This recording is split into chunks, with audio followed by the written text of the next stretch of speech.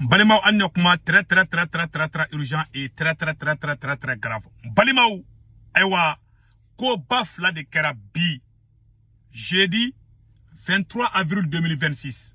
Ko ba folo malien courant te ka soroble malikola. Mena apere bu irala de ko courant mana na courant melemba courant ere melemba teteme R7 R9 ka beteke tuguni. Anye information mi soro awa ko muso be kasi la garaballa ku ye garabali chiri mun ke muso de be ka kasi ku ube ku bla ka ta oro mina ko o danger lendu malien ni info fla de baby aw ne anga je folo anga ni yoro la je ka fo aw nyena mu me ka ke maliko la aba ke to quoi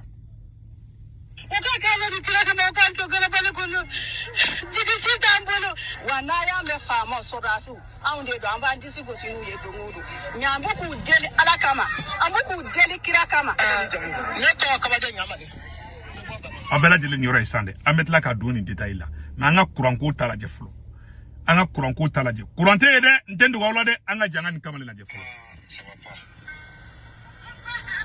wallahi sabapa wallahi kunu anga yoro la Quran na 0h15 comme ça Quran tigara bi 6h du matin jusqu'à actuellement il est 22h actuellement Quran man abben alaji ndabal banako ne miri ga fo kuma na be ga fo wa mugambo ga ko fone soutien ande bora ga video ga mo la sensibiliser ku ga warbo ne warbo kurango abe no ya anyoge mungama parce que amaro arama denga aram mo tama be bino ne mo ta supermarket kere maligo no bisinga wara soroda abe soro kurango le fa bisinga be ko na paramba ore kama mbo ne bora ga video ga bunge mo mbo foni soutien quoi mo ga faram maligo ngam be ga kelanga mo kuge ku teme kurango wasa nyano mais wallahi ni misara abben ala chane ni misara asana gara mo kemere o sona mo mboli mane kama ne la fidu kama ayala mede mais ni misara muna nyake parce que foi ma fali ne reflan ngaro la Quran tigara ngaro la 6h du matin jusqu'à actuellement les 22h Quran mana donc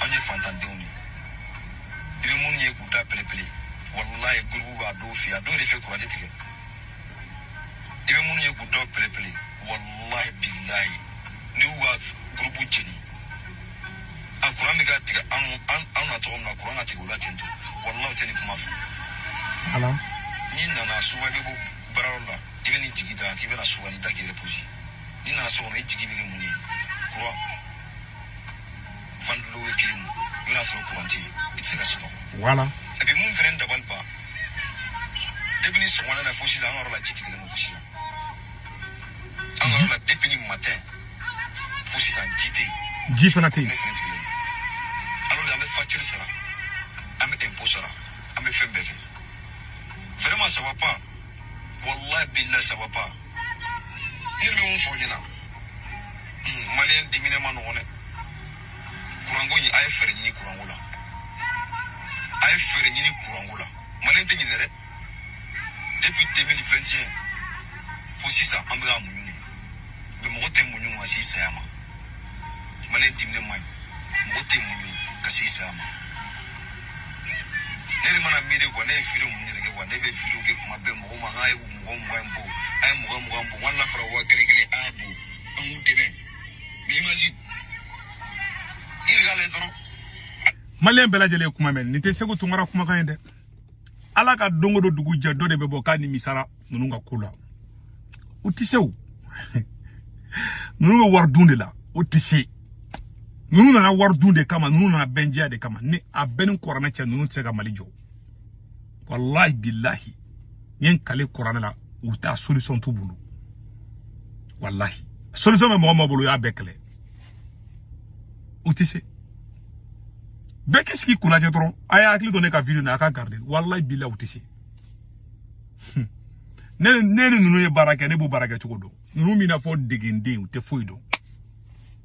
Fuye bekele. O bolo kolu be se ka shweni ka ko jamana bejo. Kongo to de nana. U yanga anga groupe nu wara u yadu. Ne a video ke ka teme.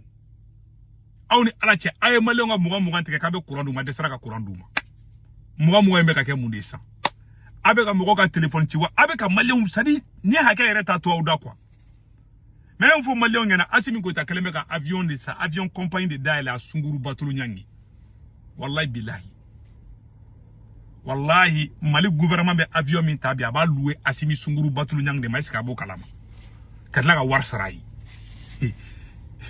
Est-ce que Sunjata okea? On le bet la ku joko le Sunjata shui. E ma shu kele be ka okele. Na ma Sunjata to ko bla billahi sans perembe jiga ka donula ko be fay.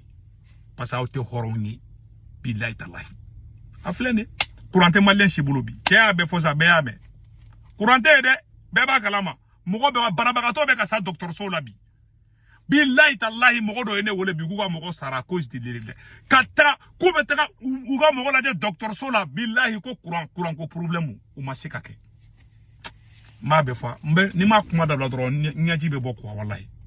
Na la ga tiya bangi. Wallahi ambe ni fana tukuni utara kata garabal fana ci o muso fana be kashila ngola je. O ka ka le dikira ka mo ka to garabal ko no. Jigi sita mbolo wana ya me fama so da su. Aunde do amba ndisi go sinu ye do ngudu. Nyambo ku deli alakama. Ambo ku deli kira kama. Ne to ka ba de nyamale. Me bo bana. Ame me fo jamana nyamgo yebi. Uki hageto. Uki suluki hageto. Ambe garabal la ka ni salo ambala ku deli. Mo ati siga deli se. Ni mo ko manya ti dusu. Ali sabela anta deli. Uko ne ara bona so ndo ka bani wala nana ko garabali be ka wuli. Nako salo ni talo kele na ambe kasida. Ni na tuko na mo kasikele na. Jamana nyamgo ka sigi ki fiao. Ni yem se bafaka. Ka David ni to abishimi. Debi la no de na ala ma fara ka bita banyo se fene. Okuma o ka njikitugo. Ka wali jama ngi wuleo. O ka wali jama ngi wuleo. Akwa ni gele angi to garabali kono. Afara ka mita ansa nigila. Mama o ki mo ko bla ka ta ansa nigila. Yala fami tiki bi se ka ta bla tu ngono wa. O ko la je. O kana am na ko kuma jate be ko na fo jate be. O ke mo ko bla ka ta ansa nigila. Kena me shale do ko deme atiki kita yala nu amara yora de na amara yora te o ko do. Jamana nyame ne do ne ko mi fo jamana mu yebi. O ka to jamana ki nyama do do ni. O ke so ka am bla ka ta ansa nigila. Ama fa anti wuli ko anti sanu nya so bolo anti lulu nya so bolo. O ka to jamana ki nyama do do ni. O ke so ka am gwe ameta. Ika kuma la amiga meida ko demayati ki bisakata zantigila wa anu ba do garabali e feri ka yoro de ya demayati ko bi garabali kono Demayati ko be garabali kono sabu an dem na dem an demaya balo ni garabali kono. No demayati ki bi garabali kono. Duko ne la bi si ora na kula sabade do. Dugo dia ko ta ka ni fari wati na ko ba jabe bo. Ne bi na nda ko me ni garabali kono. O kuma o la sisa. Ne ko mi ni jamana nyamu ko se. Ama fa anti boya ko ama na no dugo ko le anti na ta ne. Me o ka to jamana ki nyama do do ni. Angata o kana ke mizikala na misu sura wona kana angu gbe ka boy wala abela jele ay san sika beji o be kashula o be ka deluke bon ama no quoi et puis nous sura si nous ni confiant rete al na ka soro jadisi be garabal kono o sara ka ta garabali re bechia o nous traba mo ko suguba ko rabeta suguba fanatia mais ils sont partout dona o euro mina fa ko euro bechi Ali bagante réfléchit en tout cas. Et puis dobe ku soutenir na. Dobe boka pour ka tegere foko ouais abolo ko da solution ya. Abeka mamunu kele marfatigi munun kele. Wallahi ni service de renseignement halala de kuma Mali bulu. Ni ke de ke Mali président. Ni nga me ko jadi sube garabal kono. Ibe garabal mo do de sara.